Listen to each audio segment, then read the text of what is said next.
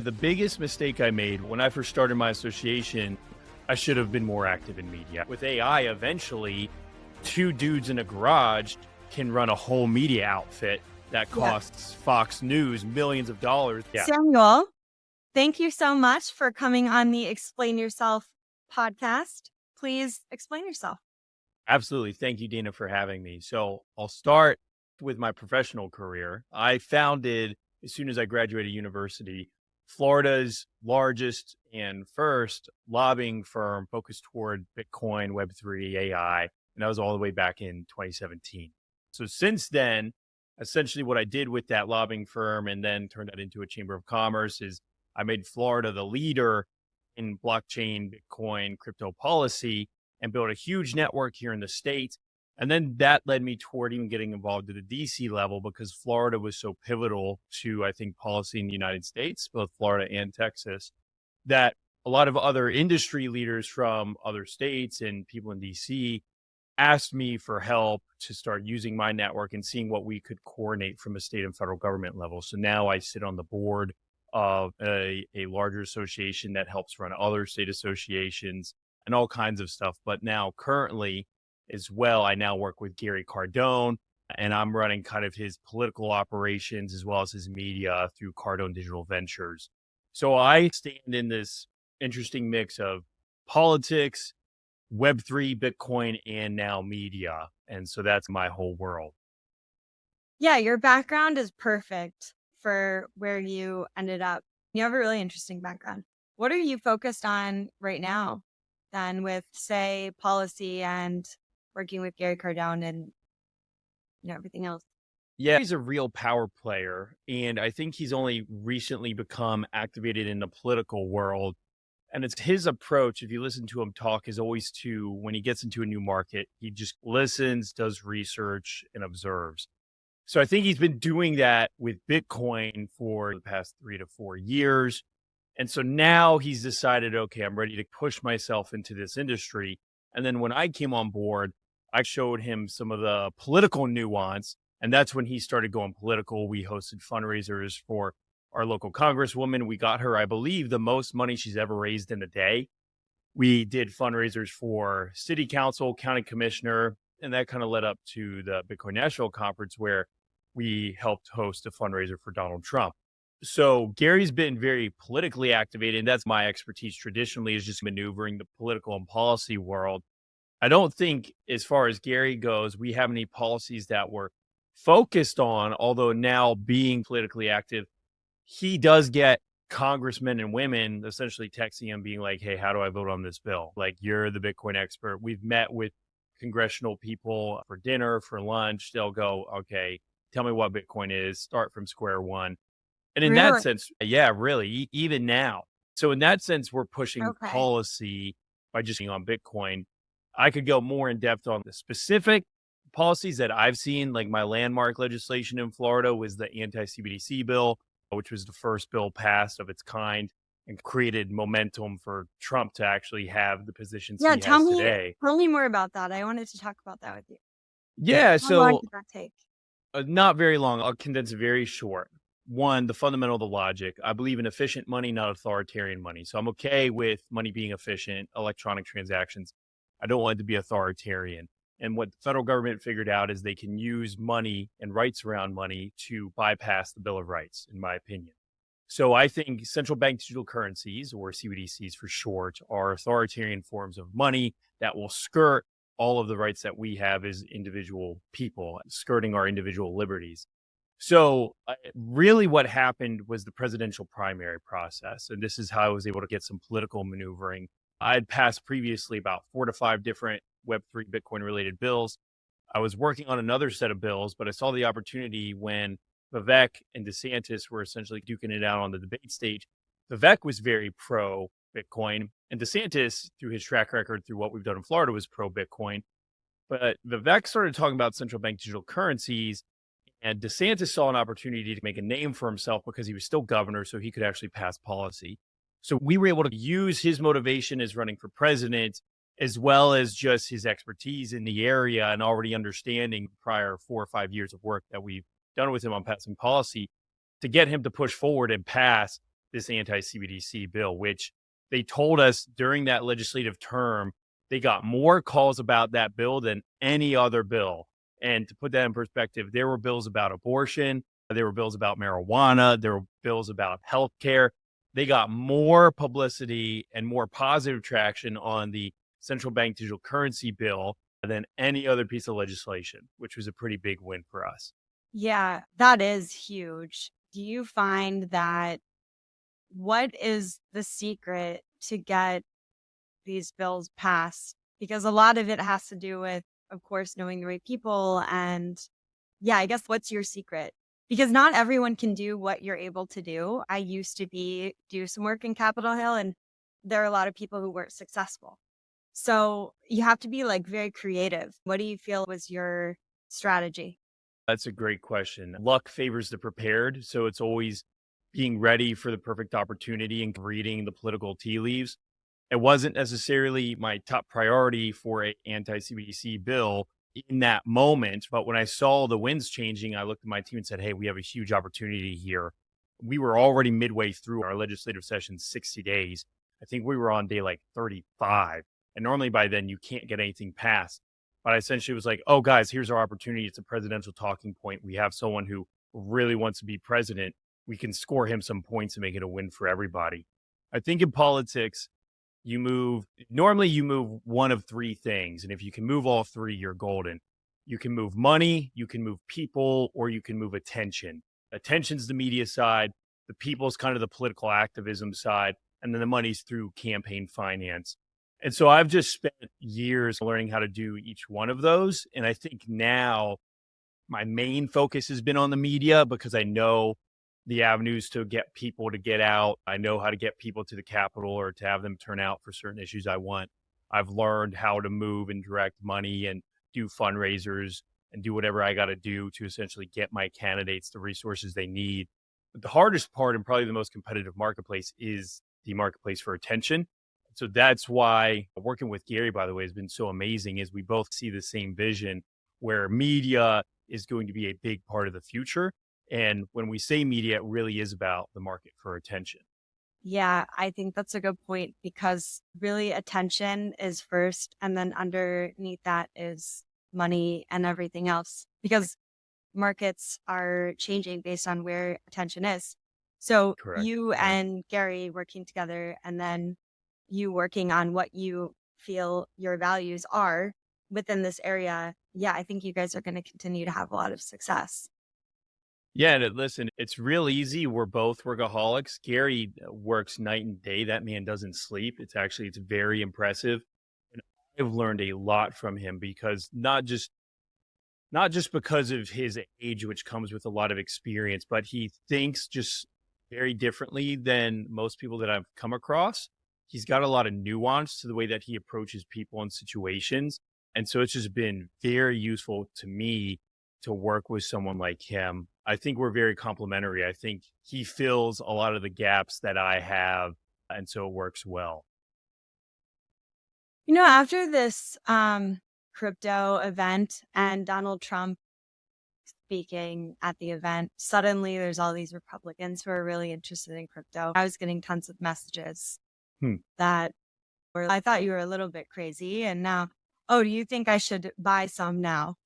And before, crypto was more like everybody who was doing illegal things or buying drugs on the dark web or say running independently. Now is crypto Republican or what is the deal? And when did that change happen? Did it just happen 2 weeks ago at the conference?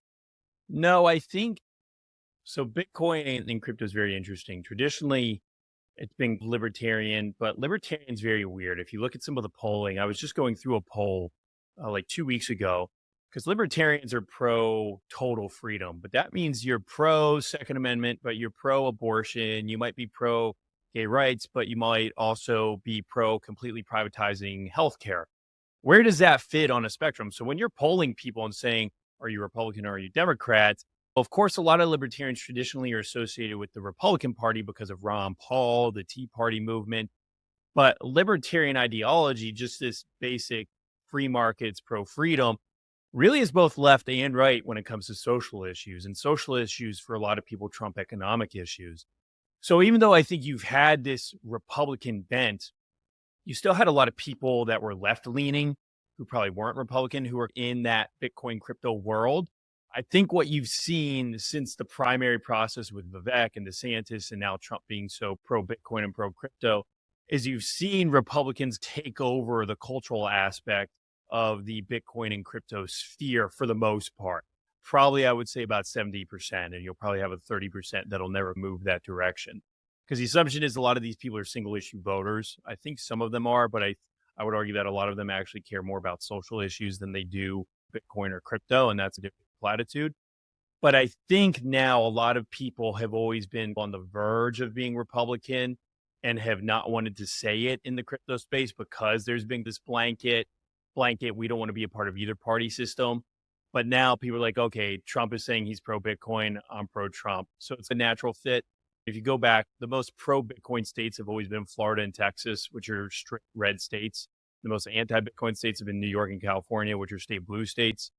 So I think the foundation for Bitcoin and crypto being a Republican Party platform or talking point has always been there. But now with Trump, and of course you had Gary Gensler, Elizabeth Warren, Biden being anti-crypto.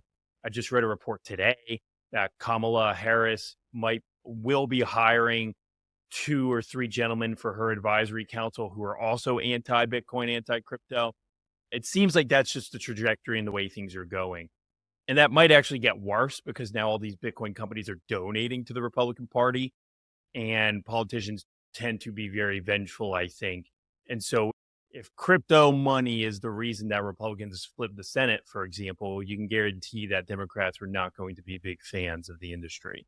What are you working on for the next 5 years? If you were to look into the future, what would be your main goal that you want to see happen by then? I think that changes over time. Right now, I can tell you my biggest goal is I want to grow Cardone Digital Ventures and Gary Cardone's brand to become as powerful as an individual as possible, whether that's through media, through money, through whatever means possible. I think there's a lot that we can do with Gary. I'm transitioning to run the media side of things and make media a big focus. So I guess for myself, it's learning how to ensure that individuals can be empowered via media and then how to use that power to affect change and real change, because a lot of people are just kind of media talking heads. They don't know the nuances of passing policy or running elections or moving around money or people. So media is my next step to form, I think, what'll be a very nice politically whole idea or organization to say we can really do it all. We can take you from step 1 to step 100 to become a politically activated individual that can do meaningful things, not just talk and raise awareness, but actually make change through talking to legislators and congressmen and women, and then actually passing policy. So you're leaning into media because you see how much leverage that media does have. And it's been used in the past, say, as something that can just drive up enthusiasm or high emotion. And instead, you want to help empower individuals by maybe controlling their own algorithms, actually finding the right information that they need, participating in these areas that maybe have people like you that align with them, not putting themselves in, say, echo chambers of just belief systems where you can't really escape. It sounds Yeah. like it sounds like that's why you're really leaning into the media, as you say, personal media and public media. Yeah, the biggest mistake I made, which I don't know if it was a mistake, I still struggle with this, but when I first started my association, I should have been more active in media. I should have been posting about what I do every day as I start. But it's tough in Yeah, politics because I can't, even now, talk about certain nuances of how I pass legislation. You have to be careful about what really happened. Who am I giving right. credit to? What am I exposing? I can't go, hey guys, guess what? I just heard from X, Y, and Z that this is going to happen. And if this happens, my bill's going to pass. Like the juicy stuff that you see on shows like House of Cards, I can't talk about. I have to wait until it happens. And by the time it happens, everyone can talk about it. It's now mainstream news. No one wants to be a whistleblower, a leaker. And so finding the fine line between political strategy and media has always been tough. But about 2 years ago, I had some buddies just finally convince me to be like, hey, you really need to start taking media seriously. And I did. And I launched my YouTube, my TikTok. I got more serious on Twitter. And so now for me, the message is I do believe that perception is more important than reality. And we see that over and over again. And because perception is more important than reality, whoever controls the levers of perception, which normally is through media and other means, becomes king. And that's just, I think that's a fact, whether I like it or not. I think it's true. And so if I want to control my own destiny, my own story, and then also teach people how to control their own destinies and their own stories, you have to learn media and perception. Really interesting because I think we have similar perspectives where I didn't really care too much either. Didn't necessarily see the value, but you're right. Perception is reality. So if you don't participate and you're spending 8 hours a day online and you're sleeping 8, and then maybe you're spending another 4 online after that, most of your reality, what is reality? Is it Yeah. on is it online, or it's where you spend most of your time? So you're just following the eyes, it sounds like. You understand more than maybe anyone how much that actually matters. And so that's what you're leaning into, it sounds like, because you have to. Yeah. And I've seen it play out. And I've always thought to myself, "Ha, I know the true facts. I know what really happened," but that Yeah. doesn't always matter. Like, I Doesn't know. matter. Correct, and maybe it was just an ego and pride thing, and that's why I need to get that out of the way to get started. But I remember very hot topics happening all over the country and in Florida, and I felt pretty cool that I'm 22 and I know what's happening. I know the ins and outs, but it doesn't matter if I'm telling my buddy, "Hey, by the way, here's what really happened," because that's not what the Mhm. public believes. That's not what goes on Wikipedia. That's not what the media is writing about. And whether they're honest or dishonest, what you're reading is what you perceive to be true. So I learned early on that there's a whole underworld of secrecy that will probably always remain secret between like how bills are made, what those relationships are, what are those backdoor meetings. Even the people in those backdoor meetings off camera still know how to play the media game and know, okay, here's what we are allowed to talk about. Here's what you can go promote because here's the narrative we want to craft. What about everyone in politics now who they're giving up a lot of their power, you're saying, because they're not able to paint their own story or their reality. They're relying on, say, Fox News or traditional media to do that, right? I don't know if that's true actually. It's a little different. I know a lot of media is pay for play. Yeah. Absolutely. So a lot of them, if they have the right donors, the right connections, the right PACs, they are able to craft their own narrative with a multi-million-dollar studio on cable news. The difference is now to craft my own narrative, if I get a good enough camera and have good enough lighting, maybe it costs me 500 to $1,000, and now I can craft my own narrative without needing CNN or Fox News. Right? That's the shift. Not a lot of politicians are doing that yet. Some of them are on TikTok. There's a guy in North Carolina who's notorious for posting on TikTok. And of course, we have Twitter as well, where a lot of politicians are active. But yeah, a lot of politicians, that's the difference is this is actually democratizing, I think, media in a very good way. I think AI is going to even make that more insane with what we could democratize, which is why they want to regulate it so badly. Because really now with AI, eventually, two dudes in a garage can run a whole media outfit that Yeah. costs Fox News millions of dollars because of the infrastructure that they've put into it and have to run. Right. So I think the ability to control your own narrative and craft your own story, which traditionally was only allowable by people in power or whatever that elite circle is going to be a game changer for, I think, the common person or maybe even that person in the middle who has the ambition to get into that inner circle. I think Gary's really lucky to have you because you understand this so well. And I do feel as though there are maybe people who don't really see what happened. But you said that you're going to help others. One of your goals is to help other people have that same leverage, or you want to help everyone do that. How do you plan to do that in the future?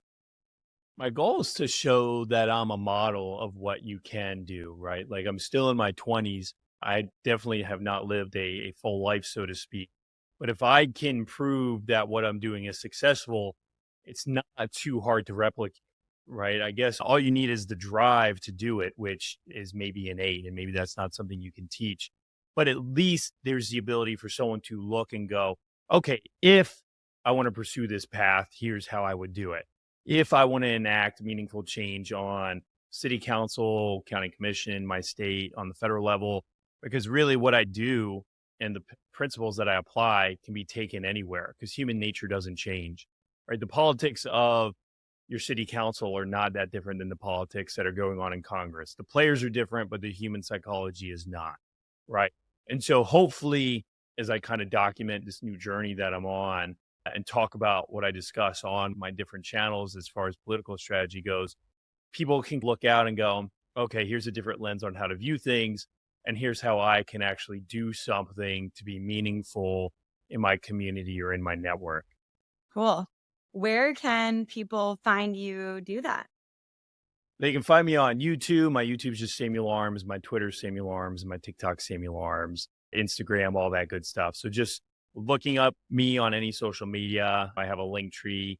I did have a Substack. I need to start posting on that more because it's tough to write consistently. But yeah, all my medias are just my full name. And so I should be pretty easy to find. Awesome. Thank you so much. I look forward to having you on again and seeing Absolutely. Thank where, you, yeah, Dana. where you're at. Thanks for coming on.